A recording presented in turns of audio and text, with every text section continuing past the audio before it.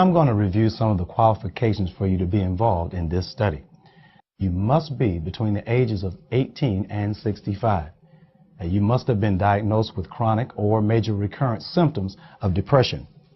And the severity of your depression symptoms must meet the study criteria. You must be willing to fill out rating forms to determine this also.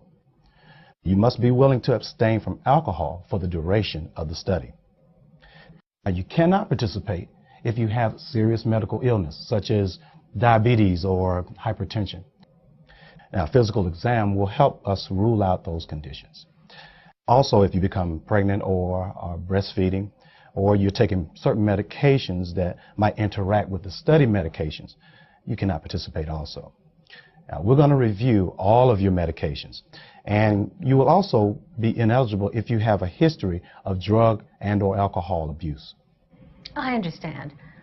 My only question is about multivitamins and St. John's wort. Your staff member told me I had to stop taking the St. John's wort, which I did. Okay. But can I continue taking multivitamins? Well, you are correct about the St. John's wort.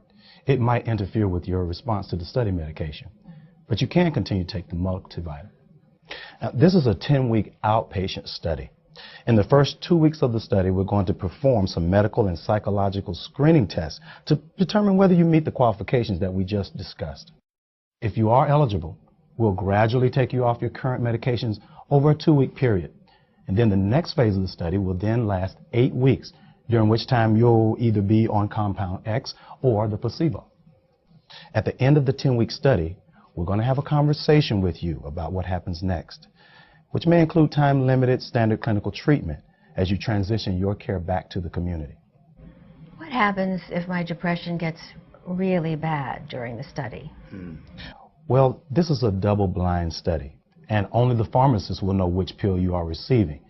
And since we won't know if you're taking the placebo or the experimental medication, you'll be monitored very closely. Oh. Now, there are a number of things we can do if your depression becomes worse. Now, we need to know how you're doing so that we can discuss this with you. If you become so depressed that you have thoughts of self-harm, let me know immediately. We would then have the option of admitting you to the patient care unit as an inpatient. Or another option would be for us to stop the study and then just provide the standard clinical care that you need. Oh, okay. How many visits will I have to make to this clinic? Well, you'll need to visit the clinic once each week for the duration of the study. It's a total of about 10 visits. The first part of the study is a screening phase and will take 2 visits. Now, we'll perform a battery of tests, including blood and urine test, EKG, a physical exam, and a chest x-ray. This will ensure that you are in good physical health, and that's important. And we'll also do HIV and drug testing, and you will be informed of these results. Now, certain conditions can exclude you from the study. If we find a medical problem, we can discuss it with you and then make appropriate referrals for medical care in the community. Okay? Once we follow up with the medical test, we're going to proceed with interviews with you and mood rating scales. Now, these scales are to assess your symptoms of depression and anxiety. Now, we're going to use the same scales every week during the study. The neuropsychological testing is a way of determining how you think and remember things, and usually involves either computer or paper-based testing.